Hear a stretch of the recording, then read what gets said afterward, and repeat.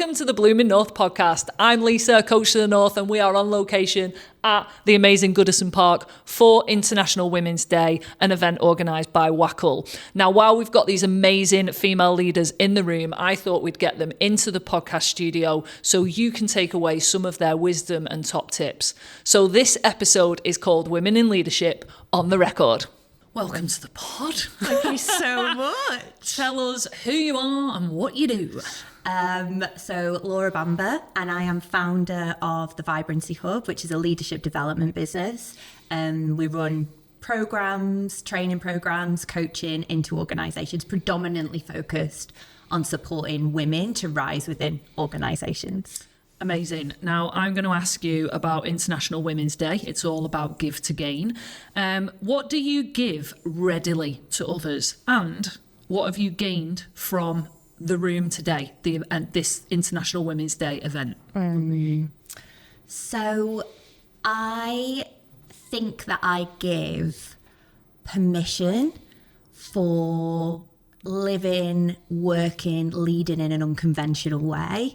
So yeah, I thought about this a lot. I mean, it's kind of one of the reasons that I set up the business, but I feel like, especially as women, we can be pigeonholed, we can be encouraged to desire certain things, to behave in a certain way, to operate in a certain way. And this has come as I've got older and as I've developed into a leader, has been to just knock on those barriers a little bit. So the way that I'm choosing to live as a 40-year-old woman, the way that I choose to dress as a 40-year-old woman, I have chosen not to have children.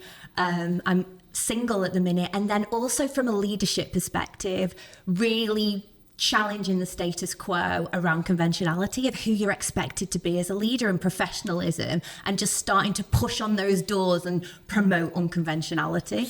I love that. You're like a walking billboard for the unconventional, would you say? It's so interesting. I remember being like, someone said to me when I was in work once, they were like, oh, you really inspire me. And I thought they were going to say something groundbreaking about like my work or something. And they were like, because you're not having kids. And I was like, oh, no. Really? Is that groundbreaking? It was never like a groundbreaking thing to me.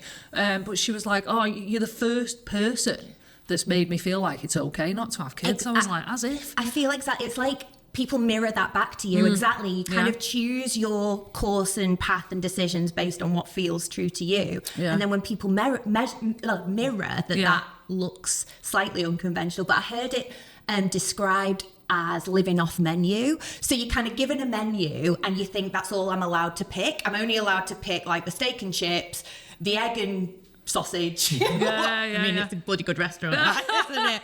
But then what if, could I have the eggs with avocado? Like, you can actually go off menu, live off menu.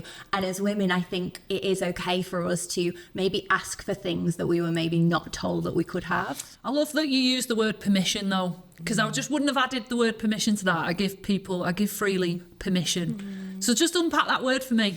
Well, I'm always a bit sketchy about using it because I don't think women need permission. Like, we all should be free to do whatever we do. I think though that in the constraints of society, there's just such expectations as to who we should be, need to be.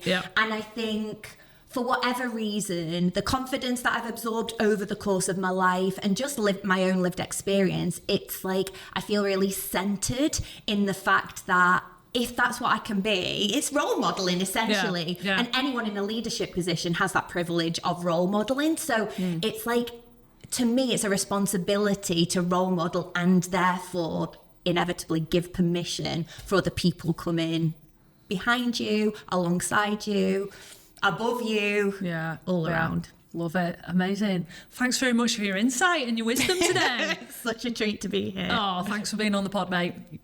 Welcome to the pod, Ange. Thank you for inviting me. No probs. Tell us who you are. What do you do? So my name's Angela Mystery. I've been in the world of marketing and branding for a long time. Currently head of brand and marketing for a very exciting company in the wellness and health division. Love it. Love it. Now, I want to ask you today, what is the most powerful thing a woman has ever said to you? And what words do you find yourself passing on without even realising it? So this was from a lady that I met about 3 years ago when I was at Boost Drinks, one of the best cultures I've ever worked in Oh, the whole really? of my career. No way. And she was a coach that represented everybody in that business. And the thing she said to me was, find your zone of brilliance. And what I didn't know is what she meant by that. In our first meeting, she says, I know what your zone of brilliance is. Is you're the energizer. Oh. And it really resonated with me because all through my career, I was told that I was too excitable, I was too bouncing down the corridors, and I needed to progress in the world and my professional career, I needed to be sort of a bit more grounded. And what her feedback was is they were suppressing what you were naturally giving to people. And I'm so happy you've said this. Yeah, and it really did make me think is like, don't be afraid to be yourself. Yeah. Because people will naturally gravitate towards that. Oh, and yeah. the minute Yeah. that really sort of set within me, I could see everything around people who connected with me. Those were the words they kept using. And I was like, how have I allowed other people to suppress that? Yeah. And I've not embraced it and used it as my superpower. It's just gutting that you figured that out like 3 years ago. Yes. Wouldn't it have been ace if Yes. you'd have done that in your 20s? Yes, absolutely. Exactly the same. And do you know what? It winds me up. The minute you said the words, I was like, feel myself getting like my blood boiling Yeah. already. Because the minute someone starts a sentence with, they're two, or Yes. you're two, I'm like, no one's two anything. No, Maybe absolutely. you're just not enough. Yeah. You know what I mean? I don't know. But the point is, we shouldn't be saying anyone's two anything. People have these amazing strengths. Let's just uplift it and, Yes. and be amazing at it. And it was the people saying like, you come in a room, Ange, and you just lift the room. And I go, do I? Do Yeah. I really do that? And they were like, yeah, you do. Oh, good. Do you know how unique that is? Like people, not everybody can do that, but No. it just wasn't something I thought was a superpower. And it was this, and conforming to the way that it needs to be in industry, Yeah. because this is what's been passed down. Do you find you feel yourself like with more energy throughout the day? Because I imagine it'd be quite exhausting to try and limit yourself, minimise yourself every day, Yes. watch what you were doing and saying. Yes. Knackered. Whereas now, do you just feel like you've got in a flow? Yeah, You got could be a your flow, feel like I've got the freedom to be expressive. If I want to be a little bit crazy and silly in the office, it just gets everybody lifted, Great. for the day. So yeah, no. So what would you say to someone then who's like, do you know what? I feel like I'm minimising myself. I'm not my authentic self at work. What would you say to them? Number one is don't, and can find those little ways that you can break out and be yourself, and don't be afraid to express yourself. And if it's not the right environment for you, then find the environment that's right. Yeah. I actually resigned from a job last year because culturally it wasn't right for me, and everybody was telling me, don't leave a job until you've got a job. And I was like, no, this doesn't define me, and I can't work in an environment that is suffocating what I can bring to the party. And if they can't recognise that, then I'm going to be in control and take myself out of that situation. Oh, that's so And it was inspirational. the best decision I ever made. Good. Amazing. On that note, a massive thank you. Thank you so much. No worries. Brilliant. See you soon. Thank you. Thanks for joining us, Rach, original podcaster. I know, the blooming north. Love it. So, who are you? What do you do? I'm Rachel Cochrane. I head up the client and agency solutions team for Lad Bible Group in the north. So basically working with advertisers across our platforms. Love it. I wanted to ask you today, well, it's about when you first got a seat at the table. So that could mean your first big break, being invited into like those senior spaces, or just, having a voice that's actually heard as a woman. What do you do with it? Or like, when did you first get your seat at the table, and what do you do with that now? So I'd say my big break, if you like, in my career was actually applying for a job that was probably on paper 3 or 4 leaps ahead of where I was. So it was a bold move, but I've always been a believer in, you've got nothing to lose. Yeah. And it's kind of that feel the fear and do it anyway. So on a bit of a whim, I applied for this job. And to be honest, did not expect to get it, but thought I've got nothing to lose, and got the job. And it was a regional sales director position. It was building my own team. And actually what I did with that opportunity was really grabbed it with both hands. And I came in at that role with such vigor that I think we're like people in the market, just everyone knew who we were and what we were doing. I built a small team of females.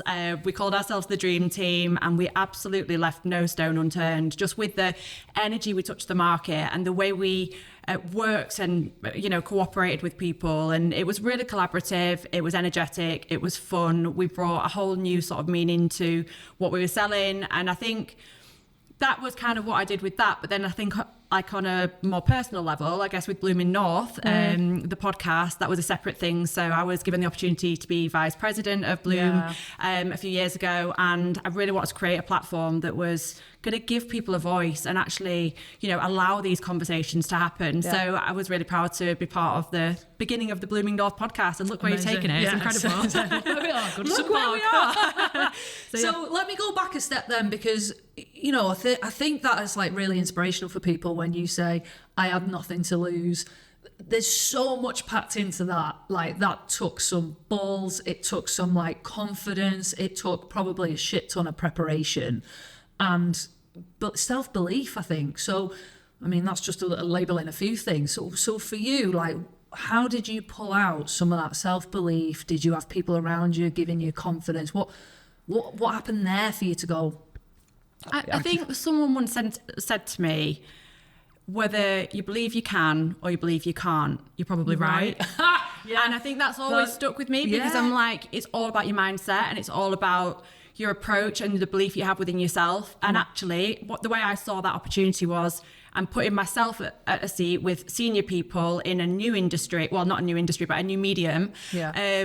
What have I got to lose from that? Ultimately, I'm just putting myself in a new environment. It's new experience. And it's all about growth, isn't it? It's a growth journey. So the way I saw it was, I really do have nothing to lose. I'm in a stable, comfortable position. I enjoy what I'm doing. But I would say to that, just like, be bold, be courageous. What have you got to lose? And we've got one life. Live it. Yeah. Because honestly, you look back, when you get a bit older and you look back, you're like, I wish I'd have done that sooner. That's the thing. Why would you live with regret? Yeah. And I also do believe that no opportunity worth having will ever pass you by. I'm a true believer in the universe, and that things happen for a reason. And that opportunity, I think, happened for a reason. Yeah, but what I would say with that is, but you've got to have your head up and your eyes open to see 100%. So if you're going through life with this kind of like minimizing myself, we just spoke about that, head down, I'm just not really looking, you're not going to, the opportunities might pass you by because you're not seeing them. 100%. And I think so many people do have the blinkers on, and they go through life with that tunnel vision. Yeah. I think you've got to put yourself out there. You've got to create that brand for yourself as well. You're great at doing that. And I think that's something that I think, now we've got more platforms to allow us to do that. And I think that was part of the Blooming North podcast, actually, was giving people the spaces to be able to grow. And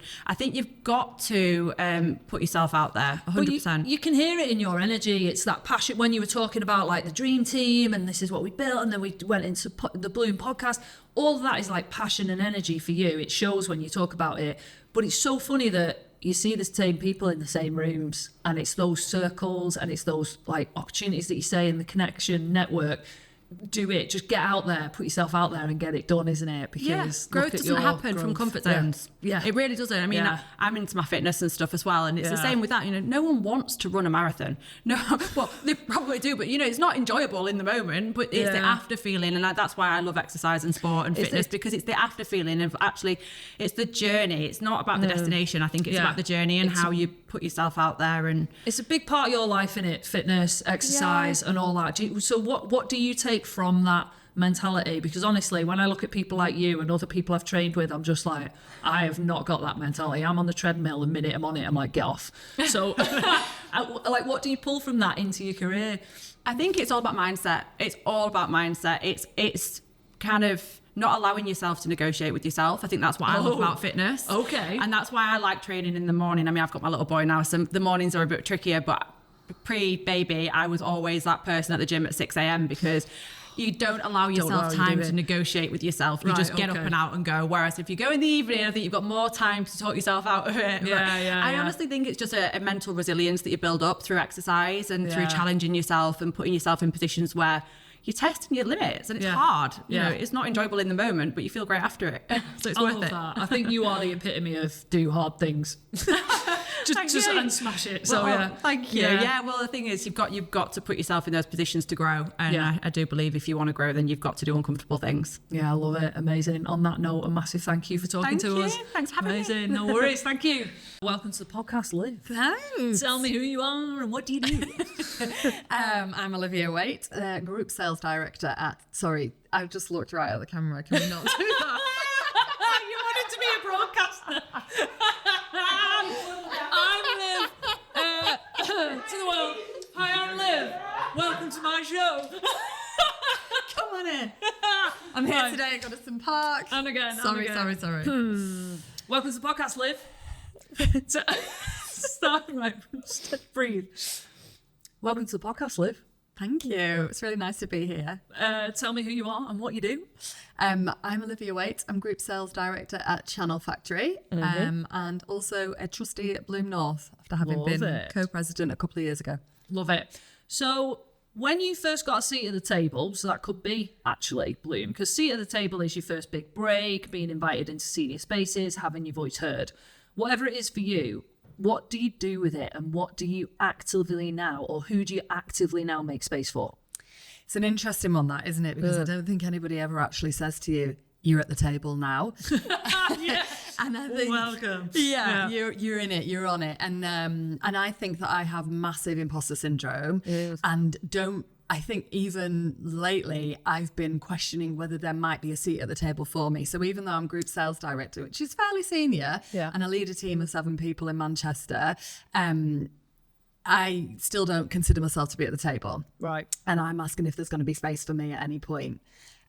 So it's an interesting one, isn't it? That is interesting, yeah. Yeah, and obviously that's me, and that's my lack of self-belief and all those things that come from that. And I'm not trying to be, self-deprecating or victim mindset or any of that. But I don't know, there's something within me that questions whether I'm already there.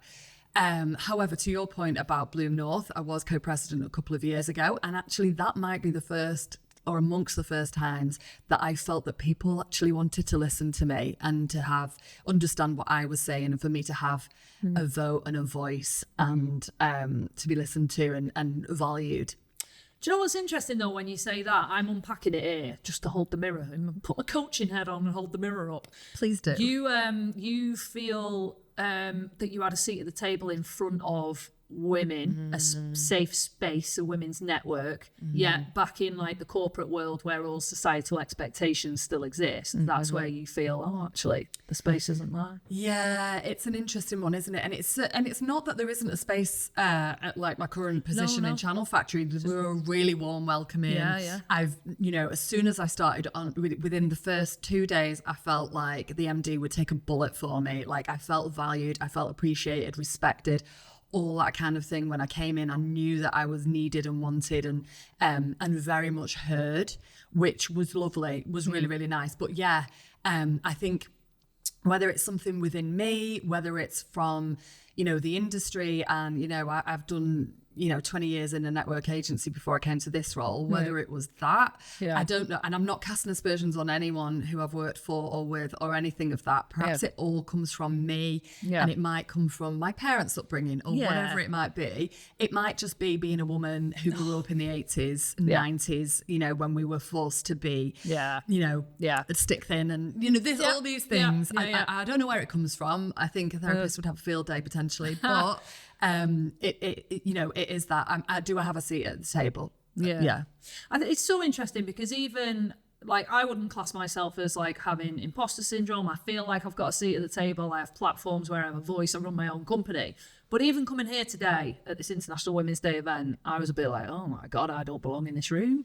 I'm not in the industry anymore. I was just like, whoa. I'm really surprised at you saying that. Yeah, I had a little moment and I was like, and then I quickly went, shut up, Lisa. Yeah, and then you asked a great question and I was like, yes, I wanted to applaud you.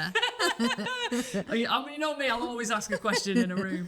But so I think we can all relate to that. So now you have got a seat at the table though, who are you kind of making that space for? I know that you did it through the Bloom Network. Talk to me a bit about that? Yeah, all of that. I think it was like, oh God, people are listening to me, right? Let's bring along everyone that we can bring. And there was a big, when we were, Sarah and I were Bloom co-presidents, we had a massive thing about leaving the ladder down. Yeah. That was really important to us, was to be like, right, we need to bring people on this journey and make sure that they know. I don't want the girls of today and the women coming through to have this same thing, to have the imposter syndrome.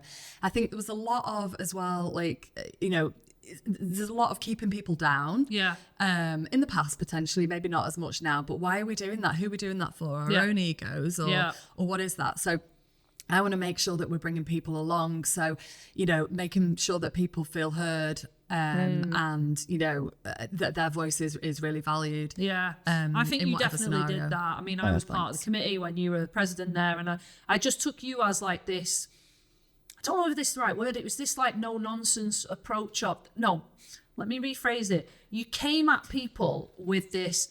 You've got a skill. You've got a reason to be here. Utilize it. It was this like no nonsense approach to. You're fully accepted here, crack on. It was that, and it was that. I do think people appreciated that, here we are, like, there's space for me to do this. I will do it. It wasn't like, are you okay to do that? Are you happy to do that? Oh, thanks for that. So, and I think that's definitely like, that was the agenda that Sarah and I went in with. All these people are here because they want to make a difference. Yeah. Let's listen to their ideas. It's one of those where, 10 people's ideas are going to be better than one person coming up with 10 ideas. That scenario. So we were like, how do people want to contribute? What do you want, what path do you want this to take? It's ours. It's that very cooperative, collaborative, network. And that's the joy of Bloom, is we can do whatever we want. It doesn't need to be one. We went in and said we don't want to be a president and a vice president. We want to be co-presidents. Yeah, nice. We didn't need like a leadership, avenue or what have you.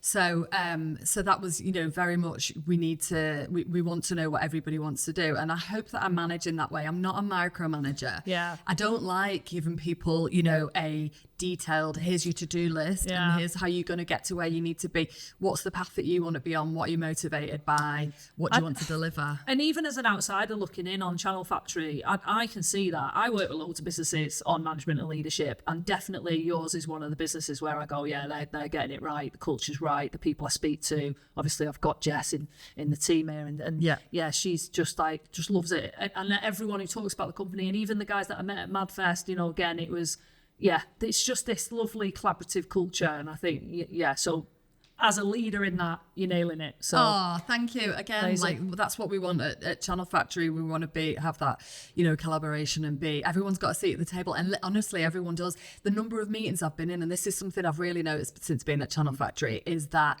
a lot of people will go to Liv's point. And I'm like, I'd never heard that before. Okay. To Liv's point, Yeah. they're listening to my point, and I'm making a point, and it must be valuable and valid and important or whatever. And I feel like it doesn't. It's not because I'm in leadership. Yeah. They would say that to the more junior members of the team as well. So for listening, I just want you to know that you've got a seat at the table already. Yeah. Use it. That's what it is. You're already at this You're at the table table. is massive. The table's huge. It is. And we can all have a seat at it, and we can all eat dinner. Love it. Mate, love this chat. Thank you so much for coming on the pod. Thanks, Lisa. A massive thank you to the women that have joined me in the podcast studio today. If you'd like to know more about each of the women that you just heard, I'll put their links in the description of this podcast. I'd like to thank WACL for allowing us to be here today, and ultimately Bloom North, that allows us to bring the content you need to live empowered personal and professional lives. If you like what you're listening to, share with a friend, because everyone deserves to bloom.